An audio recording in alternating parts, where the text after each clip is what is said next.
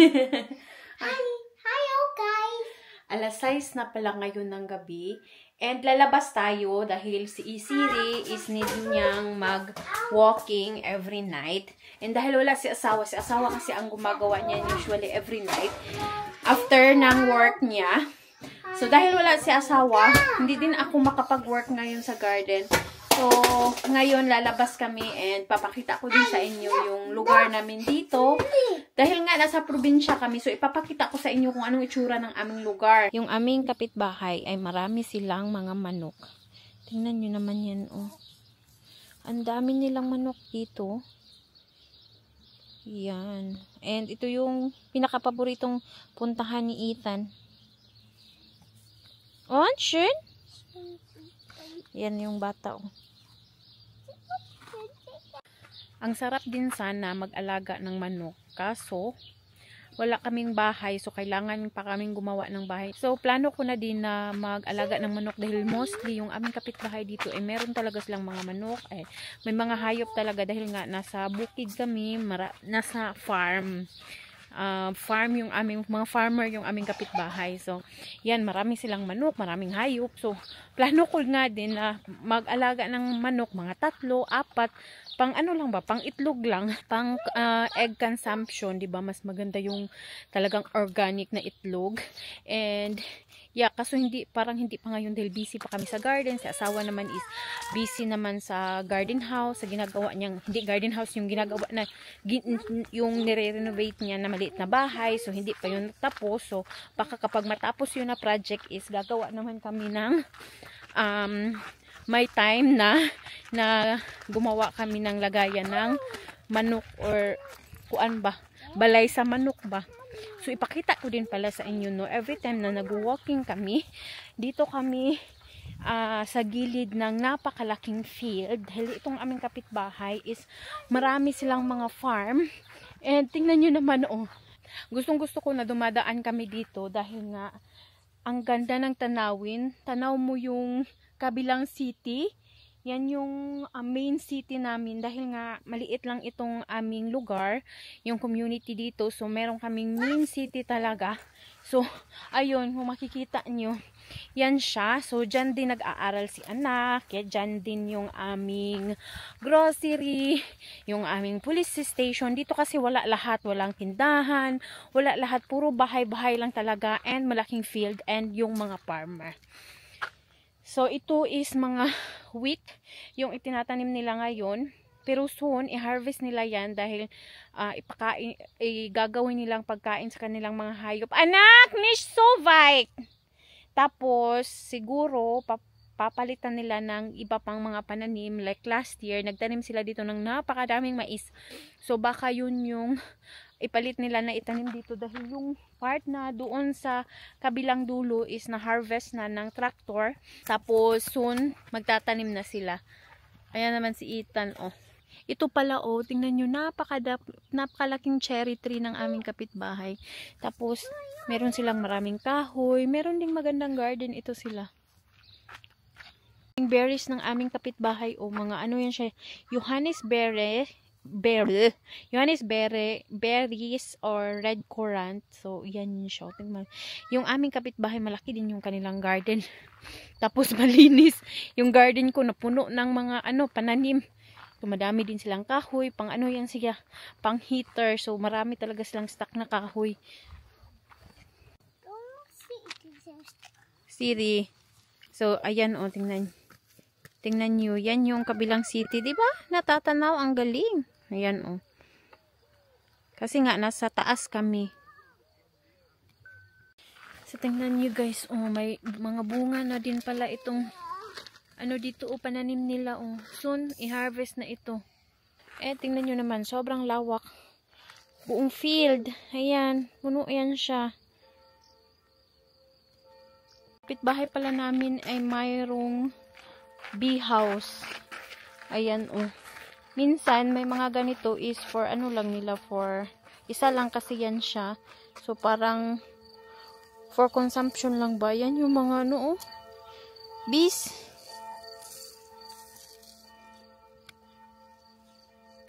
Was magst du da, Ethan? Agoy.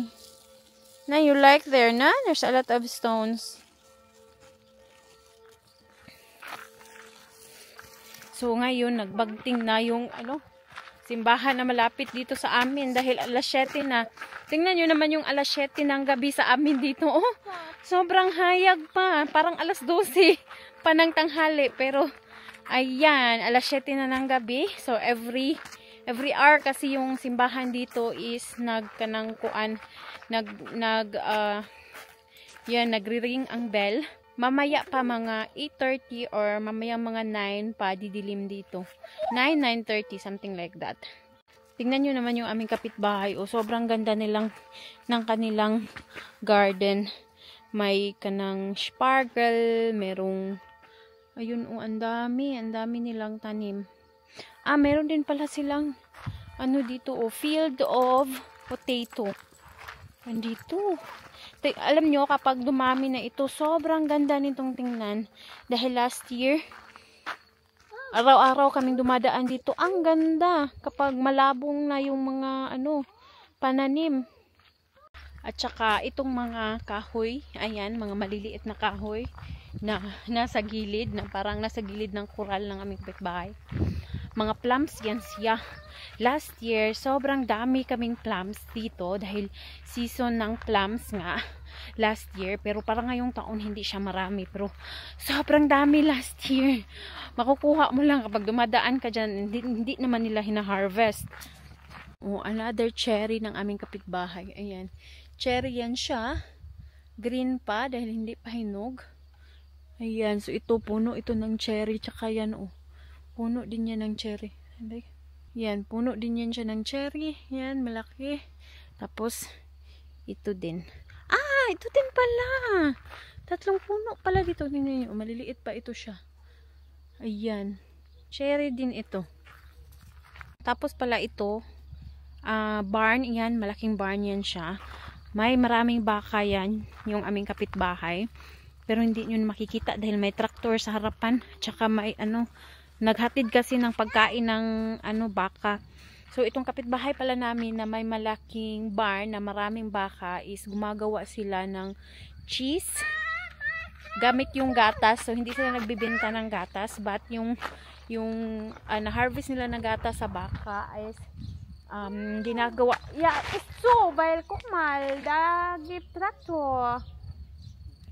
so ginagawa nilang cheese at iba pang mga produkto gamit yung gatas ng baka. Ito naman is para sa mga kabayo. Oh, there's 2 white horse. Yan, 2 white horse. Malaki kasi itong barn na ito. Tapos meron pa doon sa likod. Hello, horse. Max to the horse. Meron din silang paano dito, water pump. Anong pangalan yan? Pero hindi ito siya naiinom. Tingnan nyo yan. May nakalagay, kind drink water. So, it's not for drinking. Pero hindi ito nagkuan, hindi ito nag-off. Nag-agas lang yan palagi. Ayan, yung aming lugar na walang katao-tao. Tingnan nyo yan. Tingnan nyo yung aming lugar. Walang katao-tao. Hindi mo nakikita yung mga kapitbahay dito.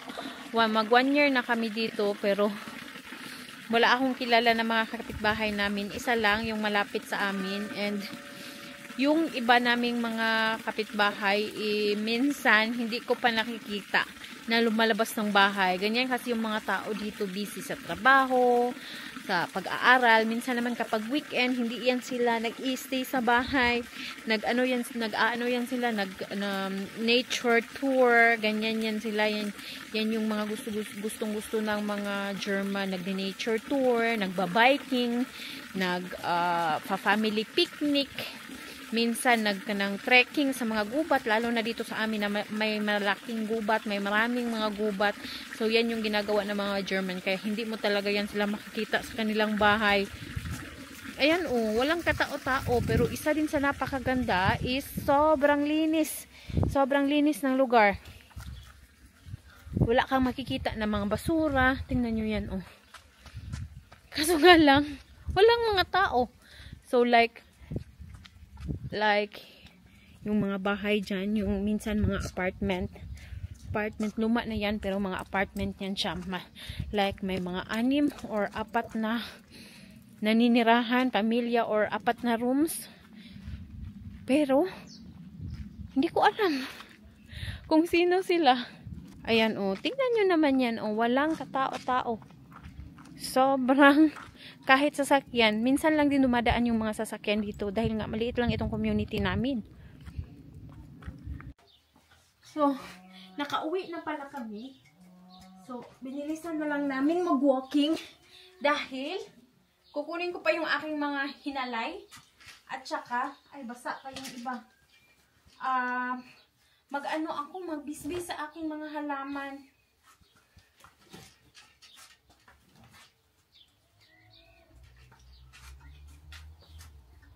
Ang iba is medyo basa pa. Let's max do that, Ethan.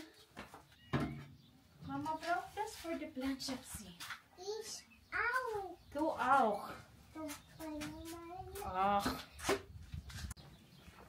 So, puntahan natin yung mga itinanim natin noong nakaraan. I'm very sad dahil may iba tayong mga itinanim na hindi nag-survive dahil sa sobrang init at sobrang lamig. Tingnan nyo naman yung ating upo. Didiligan ko yan ngayon. Pero ayan sobrang sad yung nangyari sa upo. Ang kinakalungkot ko talaga is itong ating mga sitaw dito. Dahil sobrang natuyo siya. Nag-crispy na yung mga dahon dahil nga sa sobrang init.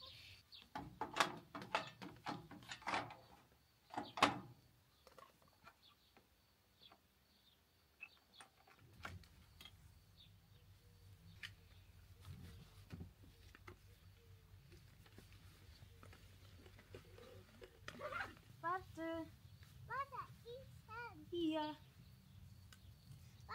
Kok malo. We're having kini.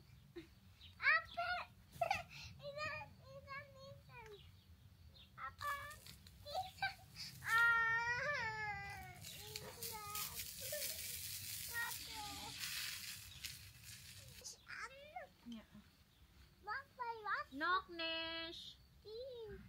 Noknish bitte. Noknish. So, ano ng oras ngayon? Alas 8:18 na ng gabi. Maliwanag pa sa labas. Katatapos ko lang magbisbis sa aking mga halaman at saka sa mga seedling. Si anak umiiyak dahil ayaw niyang pumasok. Alas 8 na. Kailangan na niyang matulog. Ngayon kasi hindi yan siya natulog sa hapon. So, kukunin ko muna yung bata. Ay, naku, nakakapagod at nai-stress ako sa aking mga halaman. So, yan lang muna for today. Bye muna.